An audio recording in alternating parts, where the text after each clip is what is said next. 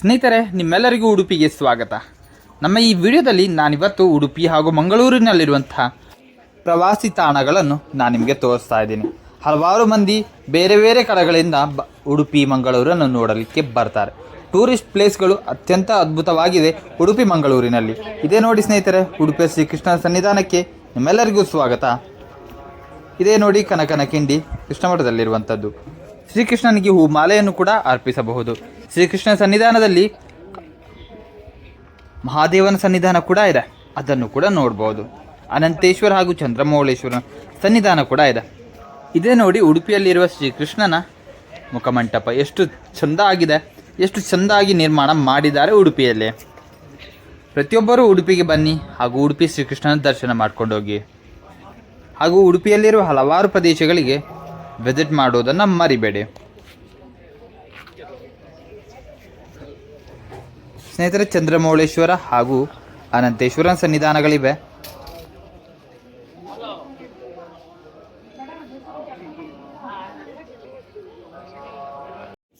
ಸ್ನೇಹಿತರೆ, ಉಡುಪಿ ಕೃಷ್ಣ ಮಠದಲ್ಲಿ ಹಲವಾರು ಹೂವಿನ ಅಂಗಡಿಗಳು ಹಾಗೂ ದೇವರ ಮೂರ್ತಿಗಳ ಶಾಪ್ಸ್ಗಳನ್ನು ಇಲ್ಲಿ ನೋಡ್ಬೋದು. ಹಾಗೂ ರಾಘವೇಂದ್ರ ಮಂಟಪವನ್ನು, ರಾಘವೇಂದ್ರ ಸ್ವಾಮಿಗಳ ದೇವಸ್ಥಾನವನ್ನು ಇಲ್ಲಿ ನೋಡ್ಬೋದು.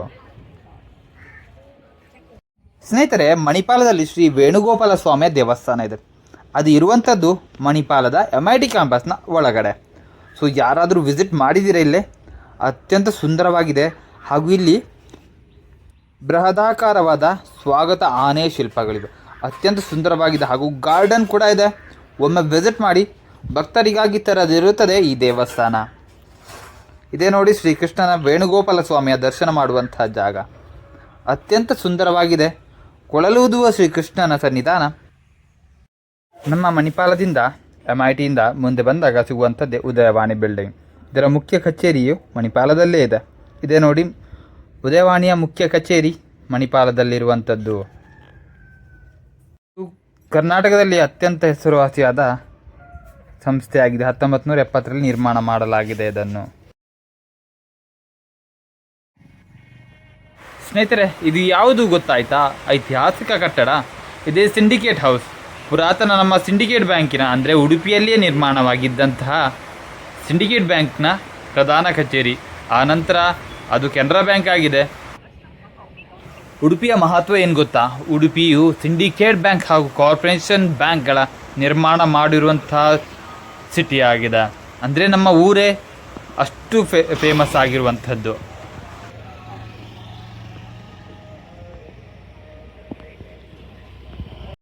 ಅಲ್ಲಿಂದ ಸ್ವಲ್ಪ ಮುಂದೆ ಬನ್ನಿ, ಅಲ್ಲಿಂದ ಸಿಗುವಂಥದ್ದೇ ಮಧುವನ್ಸರಾಯ್. ಉಡುಪಿ ಮಣಿಪಾಲದಲ್ಲಿ ಅತ್ಯಂತ ಫೇಮಸ್ ಆಗಿರುವಂತಹ ಸಿಂಡಿಕೇಟ್ ಹೌಸ್ನ ಕೆಳಗೆ ಭಾಗದಲ್ಲಿರುವಂಥದ್ದೇ ಮಧುವನ್ಸರಾಯ್. ಇದು ಸ್ಟಾರ್ ಲೆವೆಲಲ್ಲಿರುವಂಥ ಮಣಿಪಾಲದ ಹೋಟೆಲ್ ವ್ಯವಸ್ಥೆಯಾಗಿದೆ. ಇದೊಂದು ತಂಗುದಾಣವಾಗಿದೆ. ಉಡುಪಿ ಮಣಿಪಾಲಕ್ಕೆ ಬಂದವರು ಮಧುವನ್ಸರಾಯಲ್ಲಿ ಸ್ಟೇ ಮಾಡ್ಬೋದು. ಅತ್ಯಂತ ಫೇಮಸ್ ಆಗಿರುವಂಥದ್ದು. ಹಾಗೆ ಮುಂದೆ ಬಂದಂತೆ ನಿಮಗೆ ಸಿಗುವಂಥದ್ದು ಸ್ಮೃತಿ ಭವನ ಗ್ರಂಥಾಲಯವಾಗಿದೆ. ಇದು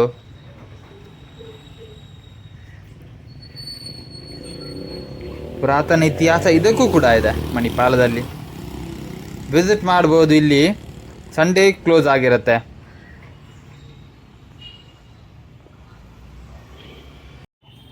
ಬನ್ನಿ, ಮಣಿಪಾಲ ಸಿಟಿಗೆ ನಿಮಗೆ ಸ್ವಾಗತ. KMC ಮಣಿಪಾಲ್. ಇದೇ ನೋಡಿ ಮಣಿಪಾಲ ಅತ್ಯಂತ ಫೇಮಸ್ ಆಗಿರುವಂಥದ್ದು. ಭಾರತದಲ್ಲಿಯೂ ಕೂಡ ಇಂಟರ್ನ್ಯಾಷನಲ್ ಲೆವೆಲಲ್ಲಿ ಕೂಡ ಮಣಿಪಾಲ ಅತ್ಯಂತ ಫೇಮಸ್ ಆಗಿರುವಂಥ ಒಂದು ಪ್ಲೇಸ್ ಆಗಿದೆ. ಹಲವಾರು ಜನರು ಮಣಿಪಾಲಕ್ಕೆ ಬರ್ತಾರೆ. ಇಲ್ಲೇ ನೋಡಿ ಹಲವಾರು ವಿದ್ಯಾಸಂಸ್ಥೆಗಳಿವೆ. ಮಣಿಪಾಲ KMC ಹಾಗೂ MITಯ ವಿದ್ಯಾಸಂಸ್ಥೆಗಳನ್ನು ಒಳಗೊಂಡಿರುವಂಥ ಸಿಟಿ ಆಗಿದೆ.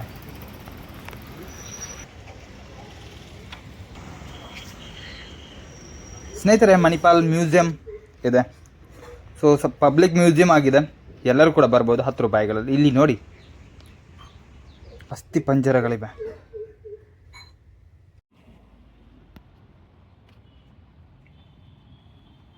ಸ್ನೇಹಿತರೆ, ಇದು ಏಷ್ಯಾ ಖಂಡದಲ್ಲಿ ಅತ್ಯಂತ ದೊಡ್ಡ ಅನಾಟಮಿ ಮ್ಯೂಸಿಯಂ ಎಂದು ಪರಿಗಣಿಸಲಾಗಿದೆ. ಫೇಮಸ್ ಆಗಿದೆ ಉಡುಪಿ. ಆದರೆ ಅದಕ್ಕಾಗಿ ಬೇಕಾಗಿರುವಂಥ ಸವಲತ್ತುಗಳು ಉಡುಪಿಯಿಂದ ಕಣ್ಮರೆಯಾಗಿವೆ. ಹಲವಾರು ರಂಗಗಳಲ್ಲಿ ಉಡುಪಿಯು ಮುಂಚೂಣಿಯಲ್ಲಿದೆ. ಆದರೆ ಅದಕ್ಕೆ ಬೇಕಾದ ಪ್ರೋತ್ಸಾಹಗಳು ಕೊರತೆಯಲ್ಲಿವೆ. ಇಷ್ಟೆಲ್ಲ ಸುತ್ತಾಡಿದ ಮೇಲೆ ನಮಗೆ ಬ್ರೇಕ್ಫಾಸ್ಟ್ನ ಅಗತ್ಯ ಇರ್ತದೆ. ಅದಕ್ಕಾಗಿ ಮಣಿಪಾಲದ ಮ್ಯೂಸಿಯಂನ ಎದುರುಗಡೆನೇ ಫುಡ್ ಕೋರ್ಟ್ ವ್ಯವಸ್ಥೆ ಇದೆ. ಅಲ್ಲಿ ಸ್ಟೂಡೆಂಟ್ಗಳಿಗೆ ಹಾಗೂ ಪಬ್ಲಿಕ್ಕಿಗೂ ಕೂಡ ಊಟದ ವ್ಯವಸ್ಥೆ ಇದೆ. ಅದರ ಜೊತೆಗೆ ಝೊಮ್ಯಾಟೊ ಹಾಗೆ ಸ್ವಿಗ್ಗಿ, ಬ್ಲಿಂಕಿಟ್ ಎಲ್ಲ ಸಿಗ್ತವೆ. ಇಲ್ಲಿಂದ ಹಲವಾರು ದಾರಿಗಳಿಂದ ಮುಂದೆ ಬಂದಾಗ ಸಿಗುವಂಥದ್ದು ಕಾಯಿನ್ ಸರ್ಕಲ್. ಇದೇ ನೋಡಿ ಮಣಿಪಾಲದ ಎಂಡ್ ಪಾಯಿಂಟ್ನ ದಾರಿಯಲ್ಲಿರುವಂಥದ್ದು. ಕಾಯಿನ್ ಸರ್ಕಲ್ನ ಪಕ್ಕದಲ್ಲಿ ಇರುವಂಥದ್ದು ಕಂಟ್ರಿ ಇನ್. ಉತ್ತಮವಾದ ವಸತಿ ವ್ಯವಸ್ಥೆ ಇದಾಗಿದೆ.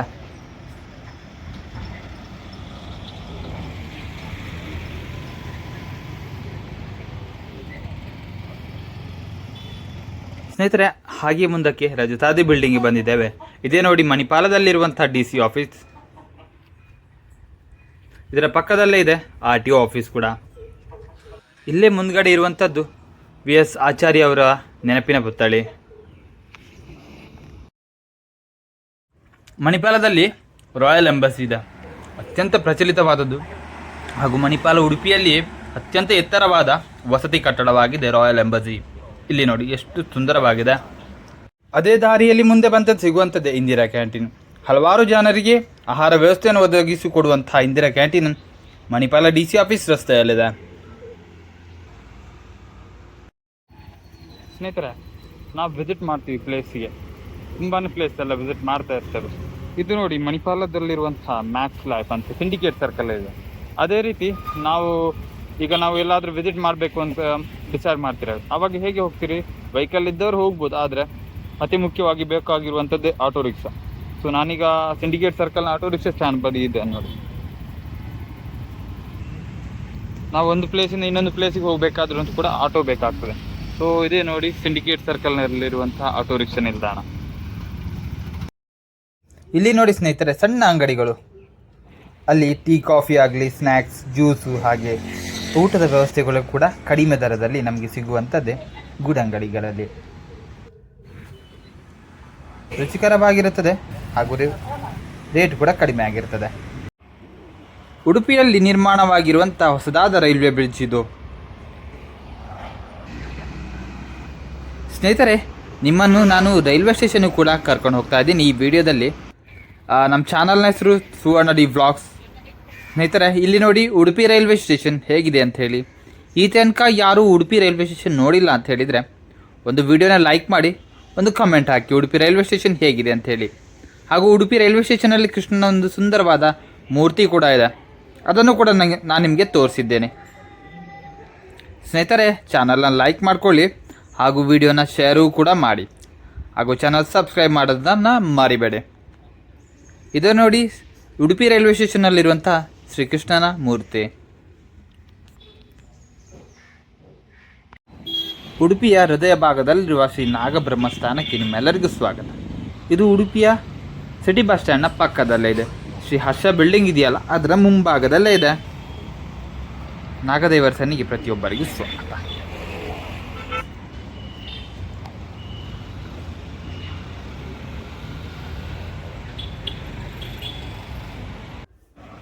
ಉಡುಪಿಗೆ ಭೇಟಿ ಮಾಡಿದವರು ಹರ್ಷಕ್ಕೆ ಹೋಗಲಿಲ್ಲ ಅಂದರೆ ಹೇಗೆ?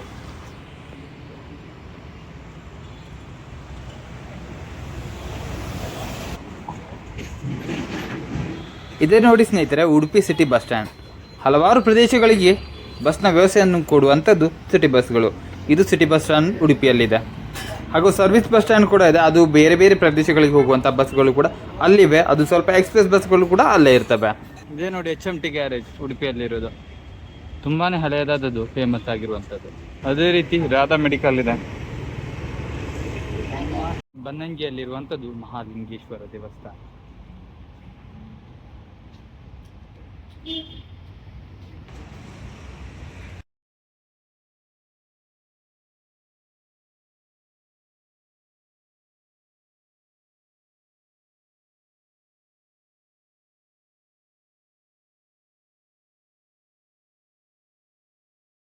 ಸ್ನೇಹಿತರೆ, ದೇವಾಲಯದ ಐತಿಹಾಸಿಕ ಹಿನ್ನೆಲೆ ಇಲ್ಲಿ ನೀವು ನೋಡ್ಬೋದು.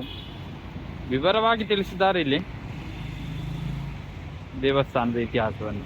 ಹಾಗೆ ಮುಂದೆ ಬಂದಂತೆ ಸಿಗುವಂಥ ನಾರಾಯಣಗುರು ದೇವಸ್ಥಾನ. ಅದರ ಪಕ್ಕದಲ್ಲಿ ಇದೆ KSRTC ಬಸ್ ಸ್ಟ್ಯಾಂಡ್.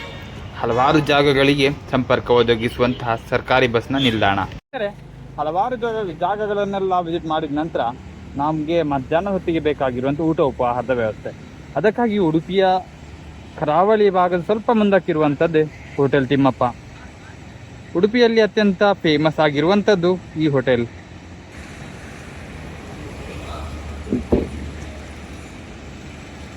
ಹೈವೇಯ ಪಕ್ಕದಲ್ಲೇ ಇದೆ, ಉಡುಪಿ ಮಲ್ಪೆ ರೋಡಿನ ಪಕ್ಕದಲ್ಲಿ ಇರುವಂಥದ್ದು ಹೋಟೆಲ್ ತಿಮ್ಮಪ್ಪ. ಸ್ನೇಹಿತರೆ, ನಾವು ಉಡುಪಿಯಿಂದ ಹೊರಟು ಬಂದಿರುವಂಥದ್ದು ಮಲ್ಪೆಗೆ. ಮಲ್ಪೆಯಲ್ಲಿನ ಬೀಚ್ ಅತ್ಯಂತ ಫೇಮಸ್ ಆಗಿರುವಂಥದ್ದು ಮಲ್ಪೆ ಬೀಚನ್ನು ನಾನಿವತ್ತು ತೋರಿಸ್ತೇನೆ ನಿಮಗೆ. ಮೊದಲು ನಾವು ಹೋಗೋಣ ಮಲ್ಪೆ ಸೀ ವಾಕ್ಗೆ. ಇಲ್ಲಿ ನೋಡಿ ಸ್ನೇಹಿತರೆ, ಸೀ ವಾಕ್ ನೋಡದೇ ಇರುವಂಥವ್ರು ನಮ್ಮ ವಿಡಿಯೋದಲ್ಲಿ ಇವತ್ತು ಸೀ ವಾಕ್ ನೋಡ್ಬೋದು. ಅತ್ಯಂತ ಸುಂದರವಾಗಿ ನಿರ್ಮಾಣ ಮಾಡಿರುವಂಥ ಸೀ ವಾಕ್ ಇದು. ಇಲ್ಲಿ ನೋಡಿ ಸುಂದರ ಕಲಾಕೃತಿಗಳು, ದೋಣಿಯನ್ನು ಮುಂದೆ ಸಾಗಿಸುವಂತಹ ಕಲಾಕೃತಿಯ ನಿರ್ಮಾಣವಾಗಿದೆ. ಅತ್ಯಂತ ಸುಂದರ ಕೂಡವಾಗಿದೆ.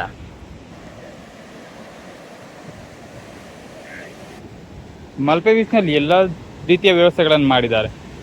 ಸಂಜೆ ಹೊತ್ತಲ್ಲಿ ಜನ ಬರ್ತಾರೆ, ಮಧ್ಯಾಹ್ನ ಹೊತ್ತಲ್ಲಿ ಜನ ತುಂಬಾ ಕಡಿಮೆ ಇರ್ತಾರೆ.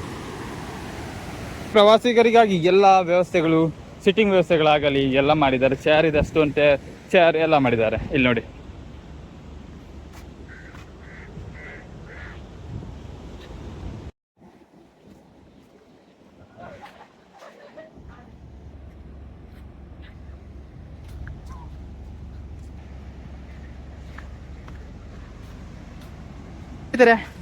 ಮೀನು ಹಿಡಿಯೋಣವೇ? ಮಲ್ಪೆಗೆ ಬನ್ನಿ ಮೀನು ಹಿಡಿಯೋಕ್ಕೆ.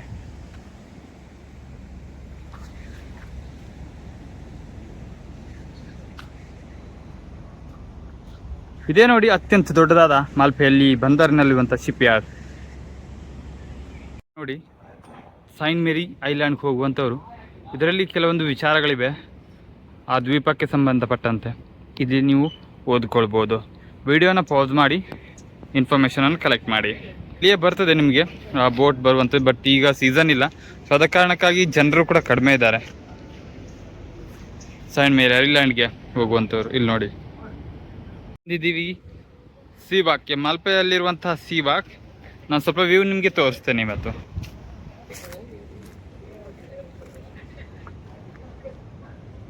ಸ್ನೇಹಿತರೆ, ಮಲ್ಪೆಯಲ್ಲಿ ನಿರ್ಮಾಣವಾಗಿರುವಂತಹ ಸೀ ವಾಕ್ ಅಂದಾಜು ಮೊತ್ತ 55 ಲಕ್ಷಗಳಾಗಿರ್ಬೋದು. ಇದರ ಪಕ್ಕದಲ್ಲಿ ಸಮುದ್ರ ನೀರು ಹರಿತಾ ಇರ್ತದೆ.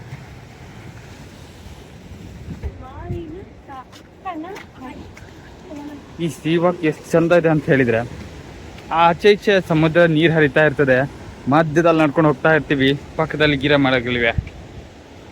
ಈ ಮಧ್ಯಾಹ್ನ ಹೊತ್ತಲ್ಲಿ ಕೂಡ ಎಷ್ಟೊಂದು ಚೆನ್ನಾಗಿದ್ದಾರೆ. ಹಾಗಾದ್ರೆ ನೀವೇ ಅನ್ಕೊಳ್ಳಿ ಎಷ್ಟು ಚಂದ ಇರ್ತದೆ ಇಲ್ಲಿ ಅಂತ ಹೇಳಿ.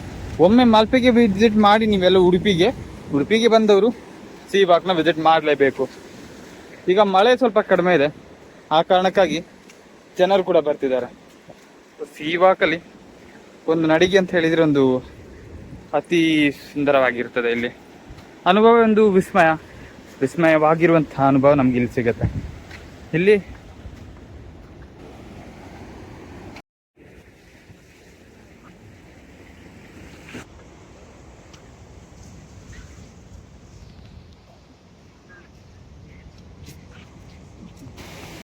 ಮಲ್ಪೆಗೆ ಬಂದವರಿಗೆ ಊಟ ಉಪಹಾರ. ಸ್ನೇಹಿತರೆ, ಮಲ್ಪೆಗೆ ಉಡುಪಿಗೆ ಬಂದವರಿಗೆ ಊಟ ಉಪಹಾರಕ್ಕೆ ಏನು ತೊಂದರೆ ಇರುವುದಿಲ್ಲ. ಯಾಕಂತ ಹೇಳಿದರೆ ಮಹಾಭಾರತ ಕಾಲದಿಂದಲೂ ಉಡುಪಿ ಊಟ ಉಪಹಾರಕ್ಕೆ ಪ್ರಸಿದ್ಧವಾಗಿರುವಂಥದ್ದು. ಇಲ್ಲಿ ನೋಡಿ, ಮಲ್ಪೆಯ ಸೀ ವಾಕ್ ಪಕ್ಕದಲ್ಲಿದೆ ಫುಡ್ ಕೋರ್ಟ್, ಹಾಗೂ ಹಲವಾರು ಸೀಸನ್ಗಳಲ್ಲಿ ಹಲವಾರು ಶಾಪ್ಗಳು ತೆರೆದಿರ್ತವೆ. ಇದೊಂದು ಚಿತ್ರೀಕರಣ ನೋಡ್ಬೋದು, ಅತ್ಯಂತ ಚೆಂದ ಆಗಿದೆ. ಮಕ್ಕಳಿಗೆಲ್ಲ ಇಷ್ಟ ಆಗುತ್ತೆ. ಇಲ್ಲಿ ನೋಡಿ, ಮಕ್ಕಳು ಆಟ ಆಡ್ತಾ ಇದ್ದಾರೆ. ಮಕ್ಕಳ ಹಾಯ್ ಹಾಯ್ ಹೇಳ್ರು, ಹಾಯ್ ಅನ್ನಿ, ಹಾಯ್. ಸ್ನೇಹಿತರೆ, ಉಡುಪಿಯು ದೇವಸ್ಥಾನಗಳ ನಾಡು ಅಂತ ಹೆಸರುವಾಸಿ ಆಗಿರುವಂಥದ್ದು. ಈಗ ಶ್ರೀಕೃಷ್ಣ ನಗರಿ ಕೂಡ ಆಗಿದೆ. ಹಾಗಾಗಿ ಹಲವಾರು ಪ್ರದೇಶಗಳಲ್ಲಿ ನಮ್ಮ ಅನೇಕಾರು ದೇವರ ಭಜನಾ ಮಂದಿರಗಳಿರ್ತವೆ. ಪ್ರತಿದಿನ ಹಾಗೂ ದಿನಗಳಲ್ಲಿ ಕೆಲವೊಂದು ವಾರದ ದಿನಗಳಲ್ಲಿ ಭಜನೆಗಳು ನಡೀತಾ ಇರ್ತವೆ. ಇಲ್ಲಿ ನೋಡಿ, ಹನುಮಾನ್ ವಿಠೋಬಾ ಭಜನಾ ಮಂದಿರ ಇದೆ. ಹೀಗೆ ಹಲವಾರು ರೀತಿಯ ಭಜನಾ ಮಂದಿರಗಳು ನಾವು ಕಾಣಬಹುದು ಉಡುಪಿಯಲ್ಲೇ. ನೋಡಿ ಸ್ನೇಹಿತರೆ, ಮಲ್ಪೆಯ ಕಡಲ ತೀರದಲ್ಲಿ ಇರುವಂತಹ ದೋಣಿಗಳನ್ನು ಸ್ನೇಹಿತರೆ ಇಲ್ಲಿ ನೋಡ್ಬೋದು. ಮಲ್ಪೆ ಕಡಲ ತೀರ, ಇದೇ ಮಲ್ಪೆಯಲ್ಲಿ ಇರುವಂತಹ ಬೀಚ್.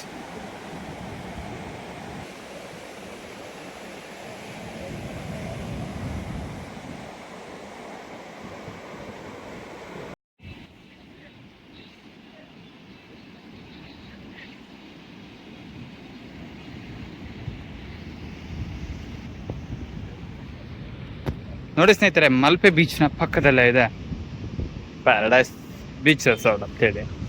ಇಲ್ಲೇ ಇದೆ ಮುಂದ್ಗಡೆನೆ.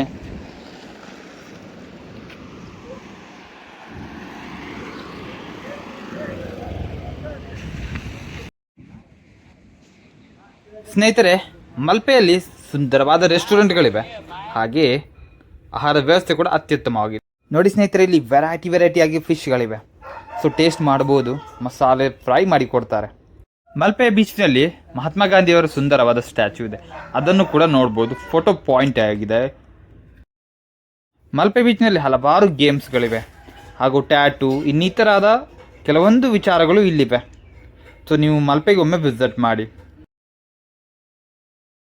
ಕೊಡವೂರಿನಲ್ಲಿರುವಂಥದ್ದು ಮಹಾತೋಬ ಶ್ರೀ ಕೊಡವೂರು ಶ್ರೀ ಶಂಕರನಾರಾಯಣ ದೇವಸ್ಥಾನ. ಇದು ಕೂಡ ಅತ್ಯಂತ ಸುಂದರವಾದ ದೇವಸ್ಥಾನ ಕೊಡವೂರಿನಲ್ಲಿದೆ. ಉಡುಪಿಯ ಅಕ್ಕಪಕ್ಕದಲ್ಲಿ ಹಲವಾರು ದೇವಸ್ಥಾನಗಳಿವೆ, ಅದರಲ್ಲಿ ಇದು ಕೂಡ ಒಂದು. ಶಿವ ಹಾಗೂ ವಿಷ್ಣುವು ಒಂದೇ ಸನ್ನಿಧಾನದಲ್ಲಿರುವಂಥ ದೇವಸ್ಥಾನವೇ ಕೊಡವೂರಿನ ಶ್ರೀ ಶಂಕರನಾರಾಯಣ ದೇವಸ್ಥಾನ. ಸ್ನೇಹಿತರೆ, ನಾವು ಮಂಗಳೂರು ಕಡೆಗೆ ಹೋಗೋಣ. ಉಡುಪಿಯಿಂದ ಮಂಗಳೂರು ಕಡೆಗೆ ಶ್ರೀಮಾತಾ ಮಂಗಳಾದೇವಿಯ ಸನ್ನಿಧಾನವೇ ಮಂಗಳೂರು ಎಂಬ ಹೆಸರು ಬಂದಿದ್ದು ಮಂಗಳಾದೇವಿ ದೇವಸ್ಥಾನದಿಂದಾಗಿ.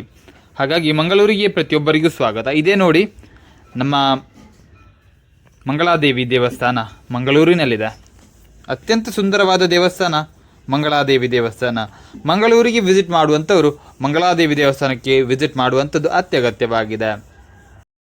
ಮಂಗಳೂರಿನಲ್ಲಿ ಪ್ರಸಿದ್ಧವಾದ ಇನ್ನೊಂದು ದೇವಸ್ಥಾನವಿದೆ, ಅದರ ಹೆಸರು ಕುದ್ರೋಳಿ ಶ್ರೀ ಗೋಕರ್ಣನಾಥ ದೇವಸ್ಥಾನ. ಈ ದೇವಸ್ಥಾನವು ಚಿನ್ನದ ಬಣ್ಣದಿಂದ ಅಲಂಕೃತವಾಗಿದೆ. ಮಂಗಳೂರು ದಸರಾ ಅಂತ ಹೇಳಿದರೆ ಶ್ರೀ ಗೋಕರ್ಣನಾಥನ ಸನ್ನಿಧಾನದಲ್ಲಿ ನಡೆಯುವ ದಸರವೇ 9 ದುರ್ಗಾ ಮಾತೆಯರ ಪ್ರತಿಷ್ಠಾಪನೆ ಹಾಗೂ ವಿಶೇಷ ಪೂಜೆಗಳು ಇಲ್ಲಿ ಮಂಗಳೂರು ದಸರಾದಲ್ಲಿ ನಡೆಯುತ್ತವೆ. ಸ್ನೇಹಿತರೆ, ಇದೇ ನೋಡಿ ಪೊಳಲಿ ರಾಜರಾಜೇಶ್ವರಿ ದೇವಸ್ಥಾನ ದಕ್ಷಿಣ ಕನ್ನಡ ಜಿಲ್ಲೆಯ ಮಂಗಳೂರಿನಲ್ಲಿದೆ. ಅತ್ಯಂತ ಪವಿತ್ರವಾದ ದೇವಸ್ಥಾನವು ಹಾಗೂ ಈ ದೇವಿಯ ವಿಗ್ರಹವು ಮಣ್ಣಿನಿಂದ ನಿರ್ಮಾಣವಾಗಿದೆ. ಇದೇ ನೋಡಿ ಸ್ನೇಹಿತರೆ, ಕಟೀಲು ದುರ್ಗಾ ಪರಮೇಶ್ವರಿ ಸನ್ನಿಧಾನ. ಇದು ನಂದಿನಿ ನದಿಯ ಮಧ್ಯಭಾಗದಲ್ಲಿರುವಂತಹ ದೇವಸ್ಥಾನ. ಅತ್ಯಂತ ಕಾರಣಿಕದ ದೇವಸ್ಥಾನ ಹಾಗೂ ಪವಿತ್ರವಾದ ದೇವಸ್ಥಾನ ಕಟೀಲಿನಲ್ಲಿದೆ. ಇದೇ ನೋಡಿ ಸ್ನೇಹಿತರೆ, ಬಪ್ಪನಾಡು ದೇವಸ್ಥಾನ. ಮಂಗಳೂರು ಹಾಗೂ ಉಡುಪಿಯ ರಾಷ್ಟ್ರೀಯ ಹೆದ್ದಾರಿ 66ರ ಸಮೀಪದಲ್ಲಿರುವಂಥ ಬಪ್ಪನಾಡು ದೇವಸ್ಥಾನ ಅತ್ಯಂತ ಪವಿತ್ರವಾದ ಕ್ಷೇತ್ರವಾಗಿದೆ. ಇದೇ ನೋಡಿ ಸ್ನೇಹಿತರೆ, ಪಣಂಬೂರು ಬೀಚ್. ಮಂಗಳೂರಿನ ಜನತೆಗೆ ಅತ್ಯಂತ ಜನಪ್ರಿಯವಾದ ಪ್ರವಾಸಿ ತಾಣವಾಗಿದೆ. ಸ್ವಚ್ಛವಾದ ಕಡಲ ತೀರ, ಸೂರ್ಯಾಸ್ತಮಾನದ ಅದ್ಭುತ ದೃಶ್ಯ ಇಲ್ಲಿ ನೋಡಬಹುದು. ಇದೇ ನೋಡಿ ಸ್ನೇಹಿತರೆ, ಉಡುಪಿ ಮಂಗಳೂರಿನ ವಿಸಿಟಿಂಗ್ ಪ್ಲೇಸ್ ಪ್ರವಾಸಿ ತಾಣಗಳು.